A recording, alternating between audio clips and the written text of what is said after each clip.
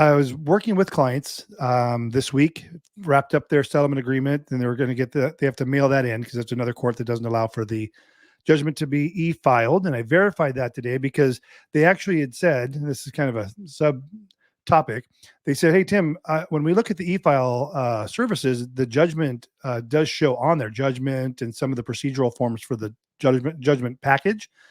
And so I looked at it and I said, oh, you're right. It sure does. I said, well, I already had, because we have a lot of cases with Contra Costa. I said, well, let me e-file one now. I was getting ready to mail it. Let me see if I can e-file it.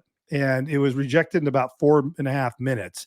And it said, we're not currently accepting e-file on the judgments. We just have the portal set up that way, but we're not accepting them yet. So that would be amazing if Contra Costa started allowing for e-filing of the judgments. Looking forward to that. In fact, I'm looking forward to all courts allowing that at some point. I told my wife a few weeks ago, I said, you know what, handling the cases outside of LA County that don't have e-file, not because you're out of the county, just because there's not the e-file.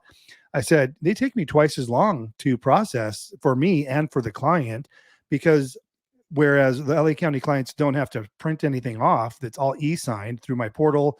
It's all e-notarized through a service I use. Everyone outside the county, they have to, once it's prepped, they have to print documents, go to a regular notary, mail their stuff to me.